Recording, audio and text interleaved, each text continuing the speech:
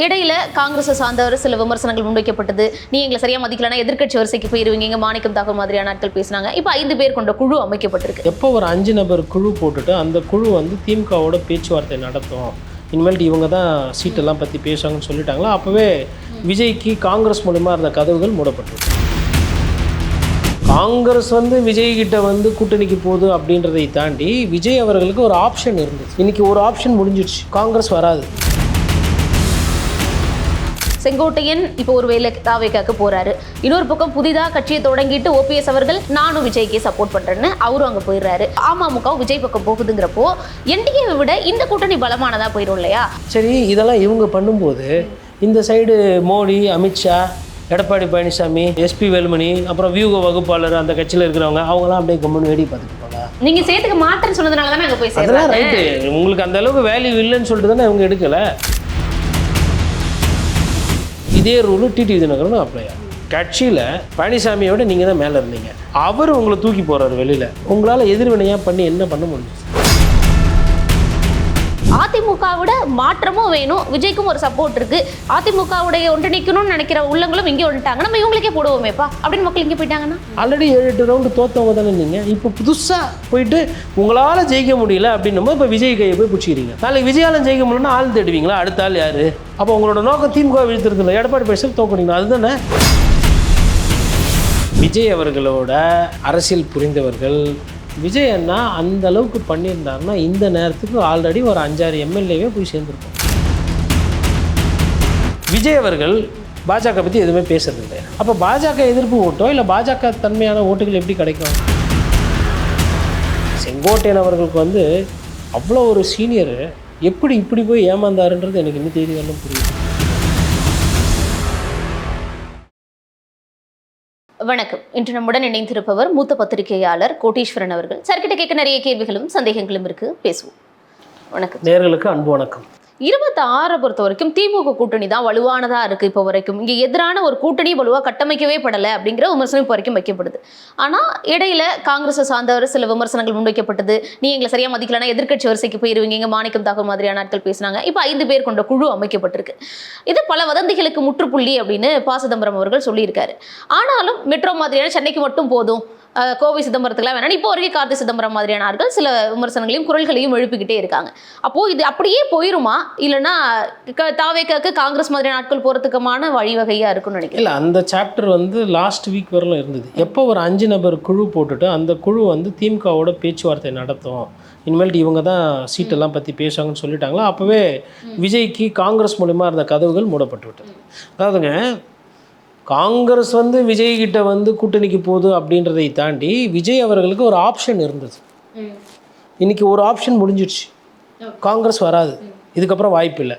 இதுக்கப்புறம் அவங்க பண்ணாங்கன்னா பண்ணுறதுக்கு வாய்ப்பு இல்லை. ஒரு வேளை பண்ணாங்கனால ஆல்ரெடி அவங்களுக்கு சிக்கல். என்ன சிக்கல்னா, கடந்த முறை இருந்த அந்த வசீகரமோ அந்த பிரச்சார யுக்தியோ இந்த வாட்டி இருக்காது. காரணம் என்னென்னா, இவர்கள் பதவியில் இருந்தவர்கள் 5 வருடம். ஒருத்தர் இப்போ நான் பதவியில் இருக்கிறன்னும் போது நான் எவ்வளோ செஞ்சுருப்பேன் மறந்துடுவாங்க. கலைஞர் அவர்கள்கிட்ட ஒரு பத்திரிகையாளர் கேட்குறாரு, உங்களோட இந்த அரசியல் அனுபவத்தில் நீங்கள் என்ன சொல்கிறீங்கன்னு. நம்ம கிட்ட பயனடைந்தவர்கள், பயன்பெற்றவர்கள் நமக்கு என்றுமே விசுவாசமாக இருப்பது நினைப்பது நம் தவறுன்னார். நான் செஞ்சுருக்கிறேன், அவங்களுக்கு ஏதோ பண்ணியிருக்கிறேன், திட்டங்கள் கொடுத்துருக்கிறேன், ஆனால் இன்றைக்கும் அவங்க எனக்கு விசுவாசமாக இருப்பாங்க நான் நினச்சேன்னா அதுதான் என்னோட தவறுன்றாரு. இதில் எவ்வளவு உண்மையும் வலியும் இருக்குது. இது எத்தனை அரசியல்வாதிகளுக்கு இது புரியும்? நல்ல பாப்புலர் கவர்மெண்ட்டுன்னு நினச்சின்னு பண்ணியிருப்பாங்க, பார்த்தா கவர்மெண்ட் தோக்கும். அப்படியே ஒரு ஒரு ஒரு அரசாங்கம், அம்மையார் ஜெயலலிதா கவர்மெண்ட்டோ இல்லை ஐயா கலைஞர் ஆட்சியோ ஏன் தோக்குது? பெரிய கட்சி தானே, ஏன் தோக்குது? மக்களுக்கு சலிப்படைகிற தன்மை வரும், அதிருப்தி வரும். இது பார்த்துட்டோமே, வேற என்ன? அது அவங்களோட சாய்ஸ், அவங்க தான் ஓனர் டிசைட் பண்ணால் ஓனர் மாற்றிடுவார். இவங்கெல்லாம் நடுவில் கொஞ்ச நாள் குடுத்தனத்துக்கு வரவங்க. தலைமைச் செயலகத்தில் நீங்கள் குடுத்தனம் வரீங்க. தலைமைச் செயலகத்தை வாடகை விடுற தன்மை யார்கிட்ட இருக்குது? வாக்கு செலுத்துகிற மக்கள்கிட்ட இருக்குது. எப்பா நீ முதலமைச்சர் ஆகிட்டியா, நீ போய் தலைமைச் செயலகத்தில் 5 வருஷம் இருந்துக்கோ, நாங்களாம் மக்கள்லாம் சேர்ந்து முடிவு பண்ணிட்டோம். உங்களை பிடிக்கலையா, தலைமைச் செயலகத்தை காலி பண்ணு. ஓனர் என்ன பண்ணுவார், அடுத்து முதலமைச்சர் யாரோ நீ போய் 5 வருஷத்துக்கு வாடகை. இதுதான் ஜனநாயகம். இது எந்த அளவுக்கு உங்களுக்கு புரியுது? என்ன நினைக்கிறாங்க, இந்த அரசியல் போதும், இந்த மேல்மட்ட அரசியல் போதும். அரசியல் அப்படி கிடையாதுங்க. அது வந்து ஒவ்வொரு மக்களையும் ஒவ்வொரு பிரஜையும் போய் அது பாதிக்கும், இல்லை அவர்களுக்கு நல்லது செய்யும். அது பாதிச்சுதுன்னா ஆட்சி மாற்றம், பாதிக்கல நல்லது செய்யுதுன்னா ஆட்சி தொடரும். ஆனால் மக்களுக்கு ஒரு அதிருப்தி இருந்தாலுமே அதை சரியான வகையில் பயன்படுத்துறதுக்கான ஒரு கூட்டணிங்கிறது வேணும். இப்போ விஜய் பக்கம் பிரியுது, என்டிஏவும் அதிமுக பாஜக மட்டும்தான் இருக்காங்க. சொல்ல போனால் ஜி கே வாசன் அவர்கள் இருக்க ஒரு கூட்டணி கட்டமைக்கப்படல. போன வாரம் 2-3 நாட்களுக்கு முன்னாடி வரைக்கும் பூர்வாங்க வேலைகள் எல்லாம் நடந்துகிட்டு இருக்கு, மீண்டும் என்டிஏ கூட்டணி உருவாகத்துக்கான வாய்ப்பு இருக்குன்னு சொன்ன ஓபிஎஸ் அவர்கள் டிசம்பர் 15 ஒரு திருப்பம் ஏற்படும், முடிவு ஏற்படும், ஒரு கட்சியே தொடங்க போறோம்னு வைத்தியலிங்கம் சொல்றாரு.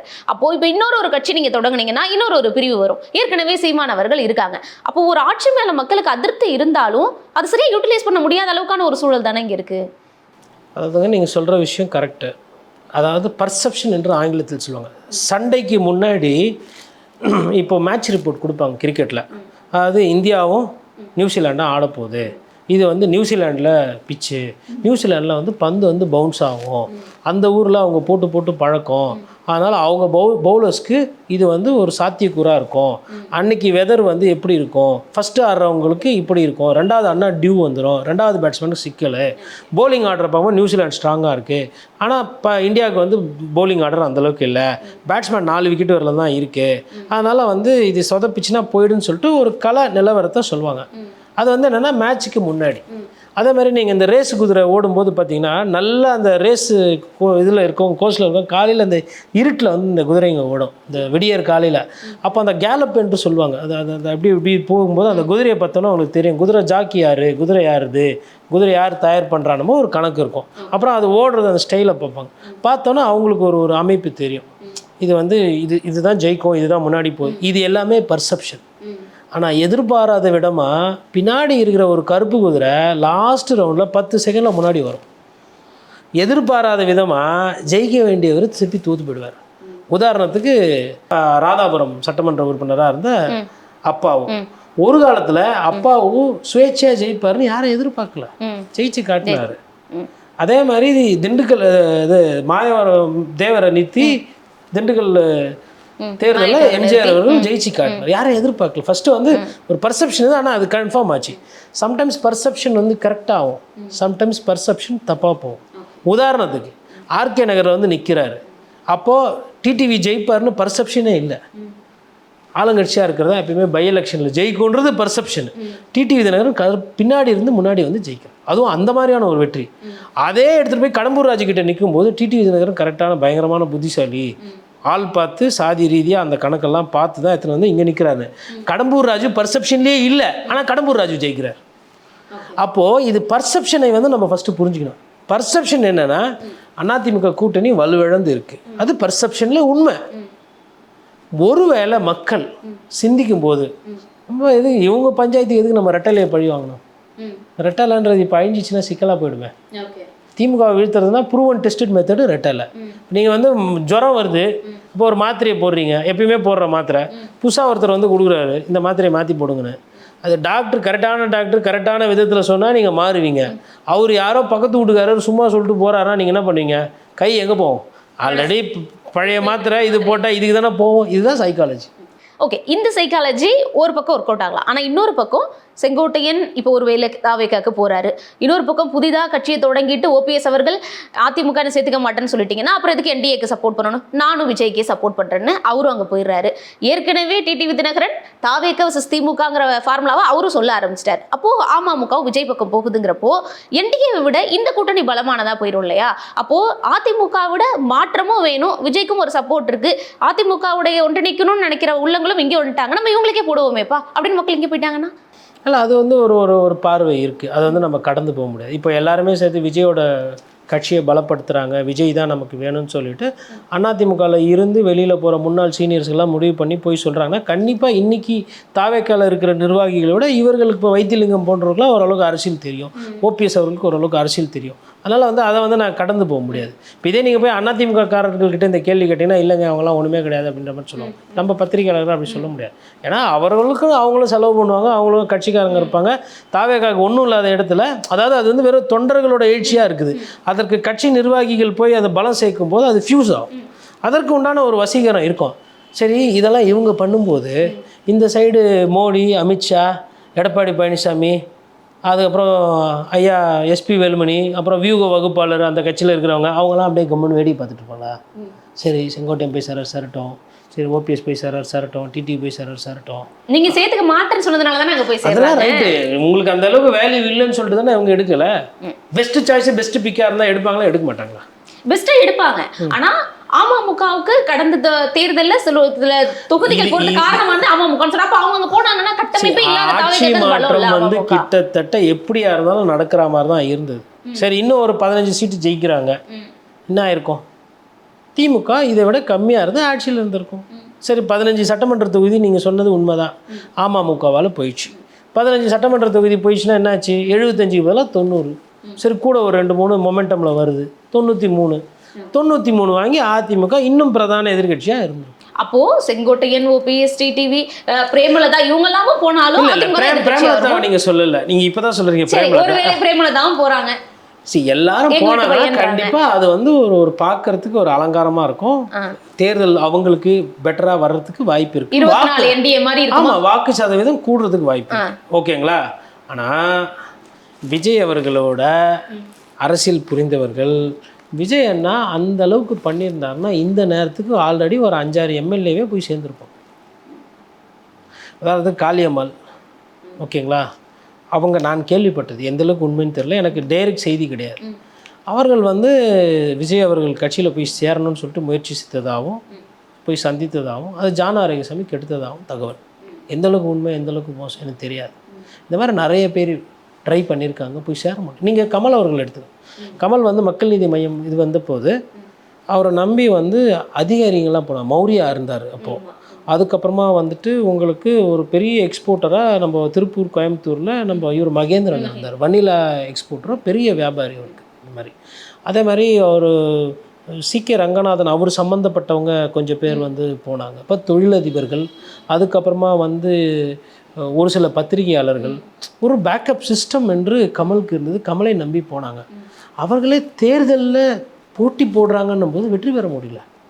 கமல் அவர்களுக்கு வந்து ஒரு நல்ல சிஸ்டம், பொன்ராஜ் ஹெல்ப் பண்ணார். பொன்ராஜ் அவர்களை வந்து ஒரு அப்துல் கலாம் கிட்ட இருந்தவர், அவரோட ஒரு கூடவே ட்ராவல் பண்ணவர், அவரோட ஆசி பெற்ற ஒரு மாணவராகவோ இல்லை வந்து ஒரு சக ஊழியராகவோ பயணம் பண்ணவர். கலாம் அவர்களுக்கு இருந்த அந்த நன்பெயரை வைத்துக்கிட்டு அவரும் அட்வைஸ்லாம் ஒன்றும் பண்ண முடியல. இப்போ விஜய்க்கு அந்த மாதிரி நீங்கள் சொல்லுங்கள் பார்க்கலாம். ஆதவர்ஜுனா ஒரு விமர்சன பொருள், அவரால் விமர்சனம் தான் அதிகமாகுது. அதுக்கப்புறமா வந்து புஷி ஆனந்த் ஒரு பொதுச் செயலாளர் இப்படியெல்லாம் இருப்பாரான்னு தெரியாத அளவுக்கு ஒரு பொதுச் செயலாளர்னா பொதுவாக ஒரு கட்சிக்கு தோரணை பேராசிரியர் இருந்தார் அன்பழகன். கலைஞர் அவர்கள் வந்து இனமான இளவல் அப்படின்னு சொல்லிட்டு அந்த அடைமொழிக்கு கலைஞர் மீது ஏதாவது கோவம்னா நேராக பேராசிரியர் தலைவர் பண்ணுற சரியில்லை அப்படின்னா எல்லாத்தையும் கேட்பார். கேட்டு சரியா உடியா போயா பார்த்துக்கலாம்யா, எதுவும் மூட இதாக இருந்திருப்பார்யா, உடியா பார்த்துக்கலாம் அப்படின்னாரு. அப்போது ஓகே, நம்மளை வந்து நம்பர் 2 வந்து நம்மளோட பிரச்சனையை சொன்னால் கேட்குது, நம்பர் 2 வந்து நமக்கு வந்து அட்வைஸ் பண்ணுறாரு, நம்பர் 2 நமக்கு இருப்பார் அப்படின்னு. இங்கே என்ன பிரச்சனைனா நம்பர் 2 மேலே கம்ப்ளைண்ட்டு போகுது, அது நம்பர் 1க்கு போதா இல்லையானே தெரியல. அது மாதிரி அப்புறம் சிடி நிர்மல்குமார் அவர்கள் அவர் பத்திரிகையாளர் சந்திப்பு அது இதெல்லாம் பண்ணுறாரு. பட் 3-4 கட்சி மாறி வந்திருக்காரு, அவருக்கு என்ன இதுன்றது தெரியாது. இதை தாண்டி உங்களுக்கு அப்புறம் ராஜ்மோகன் அவர்கள் நல்ல தமிழுக்கு சொந்தக்காரர், என்ன சொல்கிறது, ஒரு பணபலம்லாம் பெருசாக இல்லாதவர், ஆனால் குணம் இருக்குது. இப்போ ராஜ்மோகனை எடுத்துகிட்டு போயிட்டு ஒரு தொகுதியில் நிறுத்துறீங்க, அவர் வந்து நல்ல தமிழ் பேசுகிறாரு, விஜய் அண்ணா வந்தால் நல்ல சிந்தனை நல்ல கொள்கையெல்லாம் சொல்லுவார். பெரிய பணக்காரனை எத்தனை போய் நிறுத்தினீங்கன்னா அவன் காசை கொடுத்துட்டு ஏமாற்றிட்டு ஜெயிச்சு போனானா அப்போ ராஜ்மோகன் அங்கே தோற்று போக மாட்டாரா? இதெல்லாம் இருக்கிற பிரச்சனை தானே. அப்போது இது மாதிரி பார்க்குறதுக்கோ தன்மையோ வந்து இன்றைக்கி விஜய்க்கு ஆள் இல்லை. ஆனால் இவங்க நீங்கள் சொல்கிறவங்கலாம் வராங்கன்னா சரி, இவங்க மீதும் வழக்கெலாம் இல்லை இருக்குது. அப்போ விஜய் அப்போ என்ன காம்ப்ரமைஸ் பண்ணுறாரு? இதுக்கு இந்த மாதிரி உதிரியாக வரவங்களை இது பண்ணுறதுக்கு அதுக்கு வந்து அவர் அதிமுகவோடவே எதனா ஒரு இது பண்ணலாம்ல. சிஎம் ஆக்குறேன்னு சொல்லிட்டு இவங்கெல்லாம் வராங்க, அங்கே துணை முதலமைச்சர் பதவி இருந்ததுன்னு சொல்லி பேசப்பட்டது. பவன் கல்யாண் மாடல் அதுதானே. அப்போது விஜய் வந்துட்டு இது நம்ம எல்லாமே வியூகத்தின் அடிப்படையில் பேசுகிறதுலாம் அப்படி போமான்னு தெரியல. ஒருவேளை இவங்கெல்லாம் போய் சேர்ந்தாங்கன்னா விஜய்க்கு வந்து அது கண்டிப்பாக வாக்கு விகிதாச்சாரத்தை தூக்கி விடும், அதெல்லாம் டவுட்டு கிடையாது. பட் அப்போவும் அந்த காம்பினேஷன் கடைசியாக பார்க்கணும். ஏன்னா சின்னம் இன்னும் ஒதுக்கப்படலை, சின்னம் என்ன கிடைக்கும், வேட்பாளர்கள் தேர்வு எப்படி இருக்கும், தேர்தல் கூட்டணி என்ன அப்படின்னும் போது ஏங்க புதுசாக வர விஜய் ரைட்டா, அரசியலில் எடப்பாடி பழனிசாமி கிட்ட தோற்று போனவர்கள் இவர்கள், அதான் உண்மை. இது வந்து வியூவும் இல்லை. பொதுக்குழுவில் ஓபிஎஸ் தோத்தாரா, தோத்தார். செயற்குழுவில் தோத்தாரா, தோத்தார். மாவட்ட செயலர் கை தூக்கும்போது தோத்தாரா, தோத்தார். வழக்காடு மன்றம் போனார், தோத்தாரா, தோத்தார். இதே ரூலு டிடி தினகரனும் அப்ளை ஆகும். கட்சியில் பழனிசாமியோட நீங்கள் தான் மேலே இருந்தீங்க, அவர் உங்களை தூக்கி போகிறார் வெளியில். உங்களால் எதிர்வினையாக பண்ணி என்ன பண்ண முடிஞ்சிச்சு? 30 வருஷம் 20 வருஷம் இவரை யாருன்னே தெரியாது, உங்களை எல்லாருக்கும் தெரியும். அப்போது இவரா அவரானும் போது பிரதானமான அதிமுக யாரை சூஸ் பண்ணுறாங்க? எங்களுக்கு இபிஎஸ் இருக்கட்டும் போதுன்றாங்க. இதெல்லாம் மறைச்சிடுறீங்க. ஆல்ரெடி 7-8 ரவுண்டு தோற்றவங்க தானே நீங்கள். இப்போ புதுசாக போயிட்டு உங்களால் ஜெயிக்க முடியல அப்படின்னும் போது இப்போ விஜய் கையை போய் பிடிச்சிக்கிறீங்க. நாளைக்கு விஜயாலும் ஜெயிக்க முடியலன்னா ஆள் தேடுவீங்களா? அடுத்த ஆள் யார்? அப்போ உங்களோட நோக்கம் திமுக வீழ்த்துறது இல்லை, எடப்பாடி பழனிசாமி தோக்கணும், அதுதானே. இந்த அரசியல் எந்தளவுக்கு எடுபடும்?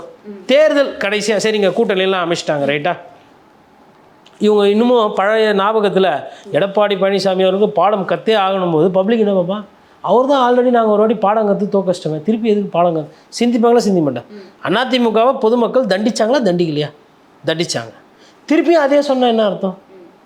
அப்போ இப்போ கொஸ்டின் பேப்பரே ஃபிசிக்ஸு, நீங்கள் அதே பழைய கெமிஸ்ட்ரி கொஸ்டின் பேப்பருக்கு பட்சத்தையே திருப்பி போய் சோடியம் குளோரைடு, NaCl, அதுக்கப்புறமா வந்து பாஸ்பரஸ், சல்ஃபூரிக் ஆசிடுன்னு நீங்கள் எழுதி வச்சிங்கன்னா ஃபிசிக்ஸ் வாத்தியார் பார்ப்பார்.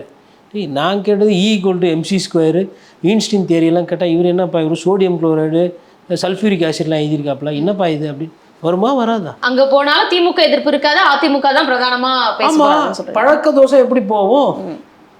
ஆனா திமுகவும் ஒரே ஃபார்முலா தானே. இவங்க எப்படி நீங்க அதிமுகன்னு சொல்றீங்களா, அவங்களும் ஒரே ஃபார்முலா தானே யூஸ் பண்ணாங்க. நேத்து ரகுபதி அவர்கள் சொல்றாரு பிஜேபியோட சி டீம் விஜய்னு. அப்போ பாஜக மட்டும் ஒரே இதா வச்சு யாரு பேசினாலும் பிஜேபிப்பா பாஜக வந்து ஒரு பூச்சாண்டி மாதிரி. தமிழகத்தில் எப்படி குழந்தைக்கு சாப்பாடு விடும்போது ஒன்று நிலவை காட்டுவோம், இல்லைனா பூச்சாண்டியை காட்டும். நிலவை காட்டி இது பண்ணுறது, இது அதாவது திராவிடம் நிலவு போல் நம்மளே நிறைய நேரத்தில் பண்ணியிருக்கிறோம். திராவிடத்துக்குள்ளே நிறைய ஓட்டம் இருக்குது, சிக்கல் இருக்குது. பட் நமக்கு அதிக நேரம் காட்டப்பட்டது அது. இப்போ ஊடகவியலாளர்களே என் போன்றவர்கள் திராவிடத்தில் இருக்கிற அழுக்குகளையோ தப்புகளையோ கோடிட்டு காட்டுறது குறைவாக தானே இருக்குது. அது என்ன காரணம்னா, நீங்கள் புஸ்தகத்தில் இருந்து எப்படி பாஜக வந்து மத்தியில் இருக்கக்கூடிய மாநிலங்களை, இந்தி பேசக்கூடிய மாநிலங்களை புஸ்தகத்தில் இருந்து ஒரு திட்டத்தில் இருந்து இதுதான் காட்டி வளர்த்து விட்டுட்டு, இப்போ எனக்கு வந்து தமிழில் தான் அதிக வார்த்தை தெரியும், ஆங்கிலத்தில் குறைவாக வார்த்தை தெரியும். அப்போ நான் என்ன பண்ணுவேன்? தமிழை தான் அதிகமாக பேசுவேன். அந்த மாதிரி இவங்க என்ன பண்ணிட்டாங்கன்னா, இவங்க இந்த ஊழல், லஞ்ச லாவணியம், குடும்ப அரசியலாம் ஒரு சைடு இருந்தாலும் திராவிடம் தான் உனக்கு எல்லாமே, திராவிடம் தான் வளர்த்துது, மறந்து விட்டாயா செல்வமே அப்படின்ற மாதிரிலாம் ஆக்கி விட்டாங்க. மருதுபாண்டியர் காலத்துக்கு முன்னாடி இருந்தே வீரமானது, நான் திராவிடம் இருக்கிறதுனால தான் பிஜேபி வர முடியல, அது கிடையாது உண்மை. அந்த அறிவுன்றது அதுக்கு முன்னாடியே வந்துச்சு. ஆனால் அவங்களுக்கு என்ன வேணுமோ அதை கட்டமைச்சிருக்காங்க. ஆனால் இந்த சைடு பார்த்தா பாஜக பூச்சாண்டி. சரி, பூச்சாண்டி உண்மையிலே பூச்சாண்டியா இல்லையான்னு கிட்ட போகும்போது 18% வரி. ஐயோ உண்மையிலே பூச்சாண்டி போலதான். அப்புறமா சரி பூச்சாண்டி ஏதோ நல்லா பேசுகிற மாதிரி இது தப்பாக சொல்கிறாங்களா அப்படின்னு பார்க்கும்போது என்ன பண்ணுறாங்க, பெட்ரோல் டீசல் விலையை குறைக்க மாட்டேன்றாங்க. அதுக்கப்புறம் வரி நல்லதுன்றாங்க. இல்லையே, வேலுநாச்சி பாட்டி வந்துட்டு வெள்ளைக்காரனெல்லாம் வந்து திட்டியிருக்காங்க, ஓடி போயிரு, யார் வீட்டுக்கு யாரா வந்து வரி வாங்குறது, நீ வந்து என் வீட்டில் பிழைக்க வந்த, உன் மொழியை நான் கற்றுக்கணுமா, நான் உனக்கு வரி கட்டணுமாலாம் கேட்டு தான் வரலாறு. ஆனால் இன்றைக்கி என்ன பண்ணுறாங்க, வரியை போட்டுட்டு கேக்கை வெட்டி ஜிஎஸ்டி பிறந்திருக்கான், உங்கள் குழந்தை ஏற்றுக்காங்க. எதுக்கு நான் 18% வரி கட்டுறது? எதுக்கு? அது என் குழந்தை இல்லை, அது வந்து மோட்டுப்பூச்சி, கொசு, என்னோடய உழைப்பையும் என்னோடய ரத்தத்தையும் உரியுது. அப்போது இந்த பூச்சாண்டின்னு காட்டின அந்த பிரச்சாரத்துக்கும் இவங்க நடந்துக்கிறதுக்கும் ஒத்து போகுது. அவங்களே நல்லதாக எதனா பண்ணனா கூட நம்ம சிந்திக்கிறோம். இதுதான் இங்கே இயல்பான பிரச்சனை. இப்போ இந்த பிரச்சனையில் விஜய் அவர்கள் பாஜக பற்றி எதுவுமே பேசுறது கிடையாது. அப்போ பாஜக எதிர்ப்பு ஓட்டோ இல்லை பாஜக தன்மையான ஓட்டுகள் எப்படி கிடைக்கும் அவருக்கு? அது ஒரு பாதை. இன்னொன்று, சரி இவங்களெல்லாம் சேர்த்து சமரசம் பண்ணி அவர் ஒரு கூட்டணி அமைக்கிறாருனாலும் நிறைய ஸ்ட்ராட்டஜி இருக்குது, நிறைய ஸ்டேஜ் பை ஸ்டேஜ் அரசியல் இருக்குது. அதெல்லாம் சரி. எங்கே இப்போ செங்கோட்டையன் போய் சொல்லியிருக்கிறாரு, எனக்கு தெரிஞ்சு மேபி செங்கோட்டையன் போய் சேரலாம்.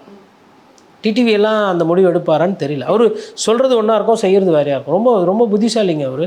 நம்ம நினைக்கிற மாதிரிலாம் அரசியலில் வந்து டிடிவி தினகரன் வந்து ஒன்று சொல்லுவார், அப்புறம் வேறு என்ன பண்ணுவார். நீங்கள் பாருங்களேன், திடீர்னு கடைசியில் கூட ஸ்டாண்டு மாற்றுவார். ஆனால் தெளிவாக சொல்கிறாரு, திமுக தாவேக்கா தான் இவங்க 2 பேர் இடையில அதை சும்மா கொளுத்தி போட்டுட்டு எல்லாத்தையும் இது பண்ணி விட்டுட்டு இவரோட அஜெண்டா. அவருக்கு என்ன கோவம்?